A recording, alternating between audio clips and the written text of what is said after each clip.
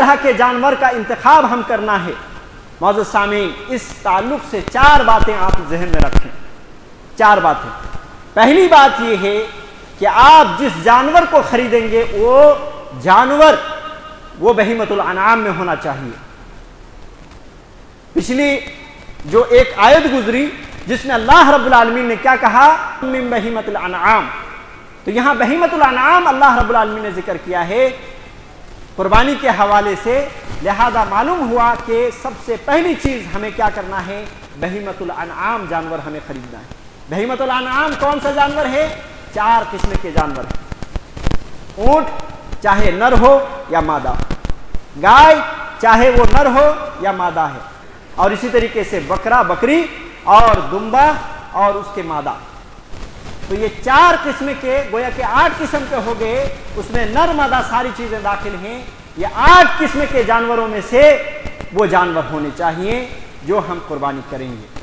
اس کے بعد ہمیں کیا چیز دیکھنا ہے؟ دوسری چیز دیکھنا ہے کہ جو جانور ہم قربانی کے لیے خرید رہے ہیں وہ خوبصورت ہونی چاہیے اور ساتھ ہی ساتھ موٹا تازہ فربا ہونا چاہیے۔ جی، اللہ کے نبی علیہ الصلوۃ والسلام کے تعلق سے آیا ہے، حضرت انس بن مالک رضی اللہ تعالیٰ عنہ حدیث کے راوی ہیں، کہتے ہیں ان النبی صلی اللہ علیہ وسلم ضحى بکبشین املحین، کہ اللہ کے نبی علیہ الصلوۃ والسلام نے 2 مینڈھے کی قربانی کی۔ کیسے مینڈھے؟ جو سینگوں والے تھے اور چت کپڑے تھے، یعنی کچھ جگہوں پر سفیدی ہے، کچھ جگہوں پر کالا ہے، اس طریقے سے جانور کا رنگ، تو اس میں خوبصورتی بڑھ جاتی ہے جانوروں کی۔ اسی طریقے سے یہ روایت جو تھی ابو داؤد کی روایت تھی، اور سنن ابن ماجہ کے اندر اتنا مزید اضافہ ہے، کیا ہے؟ عظیمین سمینین، کہ وہ جانور بڑے تھے اور اسی طریقے سے موٹے تھے۔ تو اسی لیے میں نے کہا کہ جانور کی دوسری چیز جب ہم خریدیں گے تو دوسری چیز کیا دیکھنا ہے کہ خوبصورت جانور ہو، بہیمۃ الانعام میں سے، اونٹ میں سے ہو، گائے میں سے ہو، یا یہ کہ جو ہے بکرا بکری میں سے ہو، یا یہ کہ بھیڑ اور دمبے میں سے ہو، وہ خوبصورت کے ساتھ ساتھ موٹے تازے بھی ہونے چاہیے۔ تیسری چیز ہمیں کیا دیکھنا ہے جانور کو خریدتے ہوئے؟ اس کی عمر دیکھنی ہے۔ صحیح مسلم کی روایت یہ بتاتی ہے کہ اس کی کم از کم عمر کتنی ہو؟ مسنہ ہونی چاہیے، 2 دانت ہونے چاہیے جانور کے۔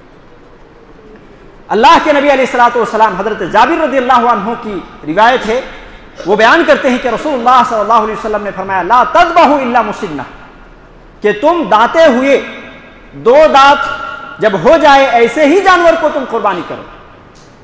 اور آپ کی معلومات کے لیے میں بتا دوں کہ چاہے وہ دمبا ہو، بھیڑ ہو، بکری ہو، 1 سال مکمل کرنے کے بعد ہی اکثر و بیشتر اس کے دانت ٹوٹتے ہیں۔ اور دانت کون سے ٹوٹتے ہیں؟ یہ آگے کے سامنے کے، یہ نیچے کی طرف کے 2 دانت جو دودھ والے دانت ہوتے ہیں، بچپن وہ جو سمجھے کہ پیدائشی دانت ہوتے ہیں، وہ باریک باریک ہوتے ہیں، اور پھر جب وہ ٹوٹتے ہیں 1 سال کے بعد تو ایسی صورت میں جب وہ نکلتے ہیں تو وہ کشادہ کشادہ ہوتے ہیں، تھوڑے موٹے موٹے ہوتے ہیں، اس سے دیکھ کر کے آدمی پہچان لیتا ہے کہ ہاں یہ 2 دانت کا ہے۔ تو بھیڑ ہو یا یہ کہ بکری ہو، 1 سال کے بعد ہی اکثر و بیشتر اس کا وہی وقت ہے، 1 سال کے 1 مہینہ 2 مہینہ 3 مہینہ 4 مہینہ گزر گیا تو اسی صورت میں اس کے دانت ٹوٹتے ہیں اور اس طریقے سے وہ 2 دانت کے ہو جاتے ہیں۔ گائے میں 2 سال مکمل کرنے کے بعد تیسرے سال میں جب پہنچتے ہیں تو ایسی صورت میں گائے ہو یا بیل ہو اس کے دانت ٹوٹتے ہیں اور اس وقت وہ مسنہ ہوتا ہے۔ اور اونٹ میں 5 سال مکمل کرتے ہیں، اس کے بعد اس کے دانت ٹوٹتے ہیں اور وہ مسنہ بنتے ہیں۔ اللہ کے نبی علیہ الصلوۃ والسلام نے کیا فرمایا؟ لا تذبحوا الا مسنہ، کہ تم صرف اور صرف مسنہ جانور ہی کو قربانی کرو۔ اور آگے کیا کہا؟ الا ان یعثر علیکم، مگر یہ کہ تم پر تنگی ہو جائے کہ تم 2 دانت والے جانور نہیں پا رہے ہو، یا یہ کہ جو ہے مل نہیں رہا ہے، اور اگر مل بھی رہا ہے تو اس طریقے سے وہ تمہارے پاس پیسے وغیرہ نہیں ہیں، تو اللہ کے رسول صلی اللہ علیہ وسلم نے ایک راستہ نکالا ہے، فتذبحوا جزعۃ من الضان، تو بھیڑ یا دمبا کہہ لیں، اس کے 1 سالہ بھیڑ جو ہوتا ہے 1 سالہ وہ چل جائے گا، اس کو تم ذبح کر لو۔ بکرا بکری میں یہ یاد رکھ لیں کہ بکرا بکری میں 1 سال کے نہیں چلیں گے۔ سنن ابو داؤد کی روایت ہے، اللہ کے نبی علیہ الصلوۃ والسلام نے ایک صحابی رسول کو وہ اسی طریقے سے تنگی میں آپ صلی اللہ علیہ وسلم نے اس کو اجازت دیا اور کہا کہ تمہارے لیے صرف یہ جائز ہے، اس کے بعد کسی کے لیے یہ جائز نہیں ہے کہ 1 سال کے بکرا ہو یا بکری ہو اس کو ذبح کیا جائے۔ ہاں بھیڑ ہو دمبا ہو تو اس کو 1 سال کے لیے تمام علماء کرام کے ہاں اتفاقی مسئلہ ہے، بلکہ کچھ علماء نے تو یہاں تک کہا ہے کہ اگر مجبوری نہ بھی ہو، بھیڑ ہو یا دمبا ہو، تو ایسی صورت میں 1 سال کا دمبا 1 سال کا بچڑا چل جائے گا۔ تو یہ بات ہے، اور وگرنہ یہ تینوں قسم کے جانوروں میں وہ مسنہ کا ہونا ضروری ہے، جس طریقے سے اللہ کے رسول صلی اللہ علیہ وسلم کی حدیث۔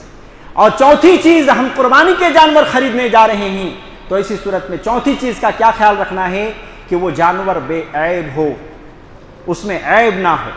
اللہ کے رسول صلی اللہ علیہ وسلم نے فرمایا، سنن ابی داؤد کی روایت ہے، امام البانی رحمہ اللہ نے صحیح قرار دیا، کہا کہ اور براء ابن عازب رضی اللہ تعالیٰ عنہ حدیث کے راوی، 4 لا تجوز، اللہ کے نبی صلی اللہ علیہ وسلم کہتے ہیں کہ 4 قسم کے جانور جائز نہیں ہیں، لہذا ہمیں دھیان دینے کی ضرورت ہے۔ تو اللہ کے نبی علیہ الصلوۃ والسلام نے کہا کہ 4 لا تجوز، 4 قسم کے جانور جو ہے جائز نہیں ہیں، فی الاضاحی، قربانی کرنے میں، الاوراء بین اورھا، اندھا جس جانور کے اندر اندھا پن ہو اور اندھا پن بھی ظاہر ہو، ایسے جانور قربانی میں نہیں چلیں گے۔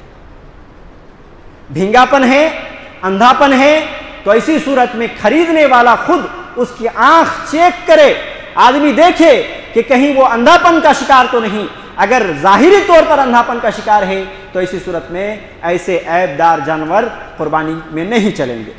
اللہ کے نبی صلی اللہ علیہ وسلم نے دوسری چیز کہا، کیا کہا؟ والمریضۃ بین مرضھا، اور کیا جو مرض میں مبتلا ہے، جو بیماری میں مبتلا ہے، اور کس طریقے سے؟ جس کی بیماری واضح ہو، ظاہر ہو، دیکھتے ہی آدمی پہچان لیتا ہے کہ یہ بیماری کا شکار ہے، تو ایسے جانور بھی نہیں چلیں گے قربانی میں۔ تیسرے قسم کے کون سے جانور نہیں چلیں گے؟ والارضاء بین ضلعھا، اللہ کے نبی صلی اللہ علیہ وسلم کہتے ہیں کہ لنگڑا پن جس کا ظاہر ہو، جس جانور کا اس کے پاؤں ٹوٹ گئے ہیں، لنگڑا پن جو ہے چلتے ہوئے دکھ رہا ہے کہ وہ لنگڑا پن ہے، تو اسی صورت میں وہ جانور نہیں چلیں گے، یہ بھی عیب میں شامل ہے۔ اور چوتھی چیز اللہ کے نبی صلی اللہ علیہ وسلم نے کہا، والکثیر التی لا تنقی، ایسے جانور جس کے جسم کے اندر گوشت پوشت نہ ہو، ہڈیوں کا ڈھانچہ بنا ہوا ہے، خوب دبلا پتلا ہے، لاغر قسم کا ہے، اس طرح کے جانور بھی قربانی میں نہیں چلیں گے۔ اور مزید حدیث رسول سے 2 اور بات معلوم ہوتی ہے، وہ یہ ہے کہ سینگ کا ٹوٹا ہوا نہ ہو، اور کان کا چھید کیا ہوا، یا یہ کہ کان کا پھاڑا ہوا، کان میں سوراخ کیا ہوا، اس طرح کے جانور نہ ہو۔ تو گویا کہ یہ 6 قسم کے جانور نہیں چلیں گے، اس کے علاوہ آپ کو عمدہ سے عمدہ جانور آپ کو خریدنا ہے۔ یہاں پر غور کرنے کی بات یہ ہے میرے بھائیوں کہ اللہ رب العالمین نے یا رسول اللہ صلی اللہ علیہ وسلم نے یہ رہنمائی کی ہے کہ وہی قربانی اللہ رب العالمین کے یہاں قابل قبول ہوگا جو عیب دار نہ ہو۔ جو انسان قربانی کر رہا ہے وہ عیب سے بھرا ہوا ہے، تو کیا ایسے شخص کی قربانی قبول ہوگی؟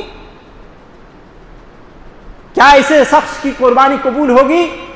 آدمی دیکھ لیا ساری چیزیں، قربانی میں ساری چیزیں اچھی کوالٹی کے انہوں نے خرید لیا، قربانی کے جو بھی جانور ہیں، لیکن اس کے اندر ساری کی ساری عیب بھرے پڑے ہیں، نہ اخلاص ہے، نہ للہیت ہے، نہ اللہ رب العالمین کے دربار میں جھکنے کی اس کو عادت ہے، نماز کی پابندی ہے، اور نہ اس طرح کی کوئی چیز ہے، تو آپ یہ بتائیے کہ جو جانور عیبدار ہو وہ قبول نہیں، تو جس انسان نے خود عیبدار بن کر کے ایسے جانوروں کی قربانی کر رہا ہے تو کیا وہ قبول ہو سکتا ہے؟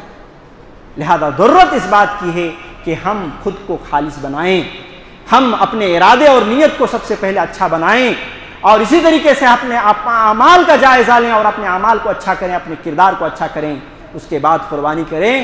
انشاءاللہ العزیز یہ ایک عظیم نیکی ہے۔ انشاءاللہ مزید باتیں آئیں گی، حدیث سے آئیں گی، جس میں یہ بتایا گیا ہے کہ قربانی کرنے کے دن میں سب سے عظیم ترین نیکی وہی قربانی ہے۔ اللہ رب العالمین کے یہاں جانور کو ذبح کرنا ہے اور خون بہانا ہے۔